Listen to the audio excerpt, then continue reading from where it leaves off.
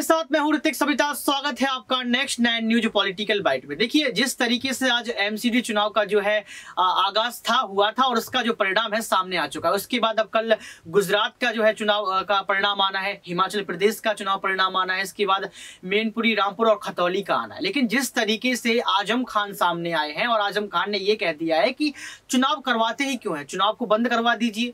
गोदी मीडिया है वो रुझान दे ही देते हैं और चुनाव आयोग जो है वो चुप्पी तोड़ते नहीं है, तो क्यों कैंडिडेट उतारे। आप यहां पर आइए और सीधा सीधा आकाश सक्सेना को जो है विजयी घोषित कर दीजिए और चुनाव प्रक्रिया बंद ही कर दीजिए। क्योंकि उन्होंने साफ तौर पर यह भी कहा है कि आपने मुझे वोट नहीं डालने दिया, मैंने ये ऐसी क्या हेट स्पीच दे दी कि आपने वोट डालने का अधिकार ही छीन लिया। अनुराग ठाकुर का यहां पर क्यों आपने वोट नहीं छीना, तमाम नेताओं का अपना क्यों वोट नहीं छीना। अगर आप बहुत निष्पक्ष हैं तो निष्पक्षता आपकी दिखती नहीं है, ऐसा आजम खान कह रहे हैं। और आजम खान साफ तौर पर कह रहे हैं कि नतीजों की जरूरत नहीं है, वोटिंग और चुनाव करवाने की जरूरत नहीं है, डायरेक्टली बीजेपी को विजयी घोषित कर दो। मैं आज इस मुद्दे पर बात करने वाला हूं कि क्या कल जो है आजम खान की भविष्यवाणी सही साबित होगी। क्योंकि 1996 के बाद से लगातार 2022 तक आजम खान का गढ़ रहा है रामपुर, और रामपुर में आजम खान जीतते आए। लेकिन इस बार उनके परिवार से कोई कैंडिडेट नहीं उतारा गया, लेकिन आसिम रजा उनके परिवार जैसे हैं और पूरा सपोर्ट आजम खान ने किया। लेकिन आपने आजम खान के गढ़ की वो तस्वीरें देखी होंगी जहां पर पुलिस ने डांडी चार्ज भी किया।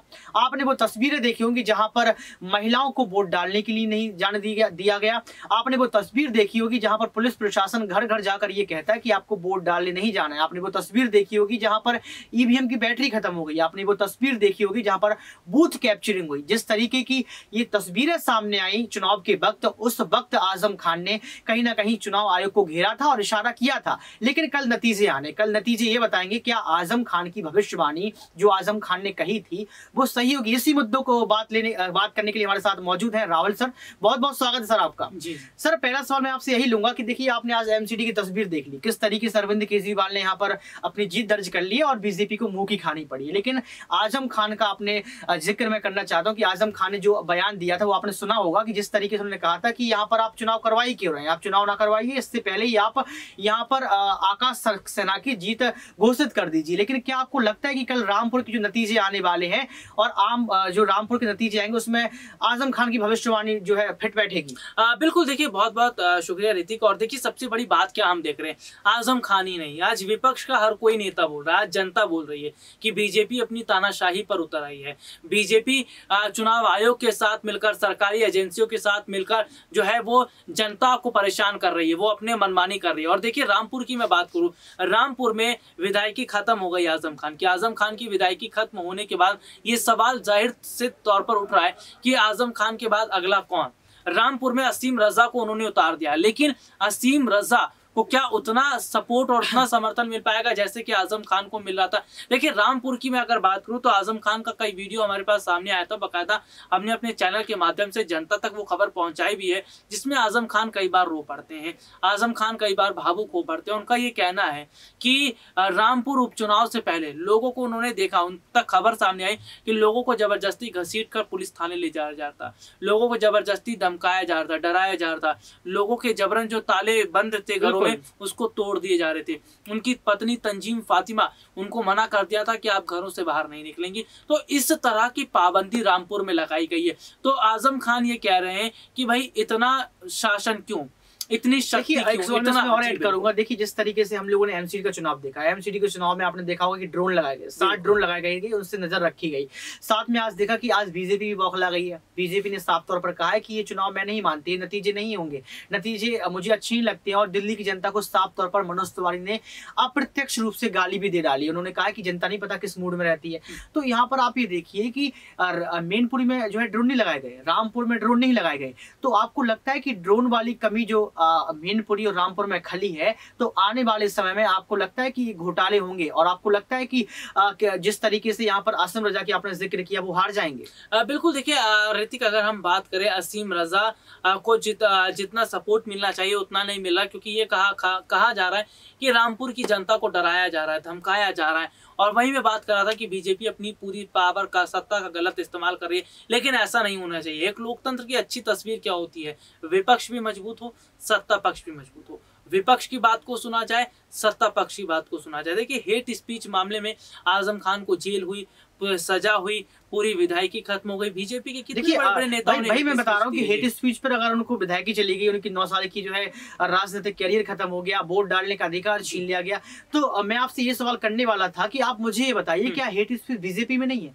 क्या स्मृति ईरानी हेट स्पीच नहीं देती है? क्या अनुराग ठाकुर नहीं देते हैं? क्या श्रीकांत नहीं देते? क्या अजय मिश्रा टैनी, आशीष मिश्रा टैनी हेट स्पीच नहीं देते हैं? लेकिन इनका तो पदोन्नति कर दी जाती है। देखिए आपने अनुराग ठाकुर की पदोन्नति कर दी गई, उनको जेल नहीं हुई। तो मैं आपसे ये कहना चाहता हूँ, ये सवाल पूछना चाहता हूँ कि आप मुझे ये बताइए क्या बीजेपी के लिए हेट स्पीच मायने नहीं रखती है? देखिए जाहिर सी बात है, देखिए आज लोकतंत्र में नियम कायदे कानून सत्ता पक्ष के लिए भी हैं, विपक्ष के लिए भी है, संविधान में अधिकार सत्ता पक्ष के लिए भी, विपक्ष के लिए भी है।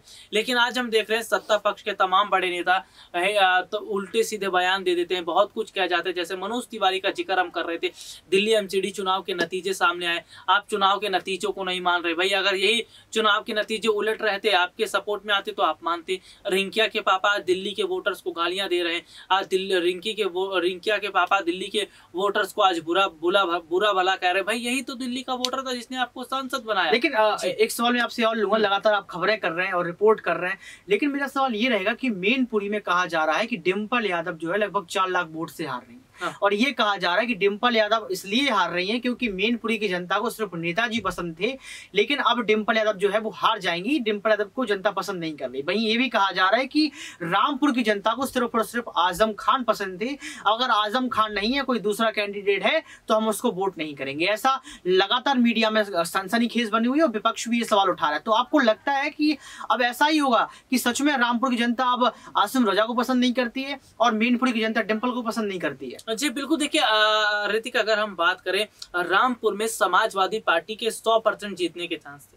जनता खुलकर सपोर्ट कर रही थी, समर्थन कर रही थी। जैसे कि हम लाइव जब हम कर रहे थे उस दौरान समाजवादी पार्टी, एसपी, डिम्पल यादव, अखिलेश यादव ही कहा जा रहा था और बाकायदा हम ये देख रहे थे। यही सब तो देखकर बीजेपी डर गई। और जब मैनपुरी का उपचुनाव हो रहा था, सुबह से जब हम उस चुनाव को कवर कर रहे थे, डिम्पल यादव के हाथ कई सबूत लगे। उन्होंने देखा भाई ईवीएम में धांधली की खबर है। उन्होंने ये तक बताया कि भाई बीजेपी के नेता लोगों को डरा रहे हैं, धमका रहे हैं, मैनपुरी में पैसे दिए जा रहे, शराब बांटी जा रही है और ये कहा जा रहा है कि अगर उन्होंने बीजेपी को वोट नहीं किया तो उसका अंजाम बुरा होगा। डिम्पल यादव ने इस बात की शिकायत चुनाव आयोग से की, इस बात की शिकायत वो डीएम से करने की कोशिश कर रही थी, लेकिन कोई सुनवाई नहीं हो रही है। तो आज हम देख रहे हैं कि भाई अपनी सत्ता का, अपनी पावर का, सरकारी एजेंसियों का, सरकारी अधिकारियों का बीजेपी जिस तरह का इस्तेमाल कर रही है वो गलत है। एक लोकतांत्रिक देश में ऐसा नहीं होना चाहिए। बाहुबल, पैसे, शराब, दारू के दम पर अगर भाजपा मैनपुरी जीत जाती है तो कोई बड़ी बात नहीं रहेगी रीति।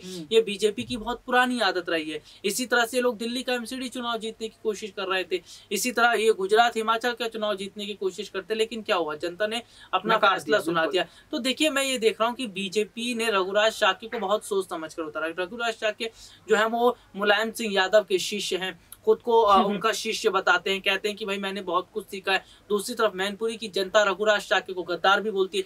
भाई वही कहती है कि आपकी हिम्मत कैसे हुई कि आप एक नेता के खिलाफ खड़े हो गए, आपकी हिम्मत कैसे हुई कि आप नेताजी के विपक्ष में खड़े हो गए। नेताजी का मान सम्मान एक अलग है, लेकिन आपने नेताजी के मान, प्रतिष्ठा, मर्यादा सबको तोड़ा। सबको तोड़कर इस तरह से आप चुनाव में उतरे, ये बिल्कुल ठीक नहीं था। और देखिए जिस तरह के समुदाय की बात खुद कर रहे थे रघुराज शाक्य, वही शाक्य समुदाय आज रघुराज शाक्य पर भड़क रहा था। हालांकि अगर हम बात करें तो बीजेपी ने बाहुबल के दम पर ये चुनाव जीतने की कोशिश की और मुझे वाकई ऐसा लग रहा है कि समाजवादी पार्टी इस बार हार जाएगी, यहाँ से उनका खेल खत्म हो जाएगा और बाहुबल की जीत। देखिए बाहुबल की जीत होगी जिस तरीके से राहुल ने जिक्र किया, और देखना कल दिलचस्प होगा कि कल बाहुबल की जीत होगी या फिर मेहनत की जीत होगी, क्योंकि डिम्पल यादव एक स्त्री होते हुए जिस तरीके की मेहनत की वो तस्वीरें आपके समक्ष थी, आपने भी तस्वीरें देखी हैं।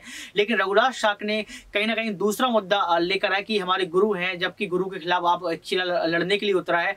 पूरी कोशिश की गई कि शिवपाल चाचा उनके खेमे में आ जाए और नहीं आए तो उनकी सुरक्षा छीन ली गई, उन पर गिरफ्तारी की तलवार लटका दी गई। तो आप समझ सकते हैं कि किस तरीके का सपा का खात्मा करने की कोशिश जो है बीजेपी पार्टी ने की। लेकिन ये तो कल ही पता लगेगा, कल हम आपके साथ लाइव में बैठेंगे, आपको बताएंगे कि मैनपुरी से क्या अपडेट है, मैनपुरी से कौन जीत रहा है, रामपुर से कौन जीत रहा है, क्या आजम खान की दी हुई भविष्यवाणी सही साबित होगी। इस तमाम मुद्दों पर हम कल बात करेंगे। लेकिन आप क्या सोचते हैं, आप कमेंट बॉक्स में जरूर बताएं कि क्या रामपुर में आजम खान की जीत होगी यानी कि आसिम रजा की जीत होगी, क्या मैनपुरी में अखिलेश यादव की जीत होगी यानी कि डिम्पल यादव की जीत होगी। कमेंट बॉक्स में जरूर बताएं। आज के लिए सिर्फ इतना ही। देखते रहिए नेक्स्ट 9 न्यूज पॉलिटिकल बाइट।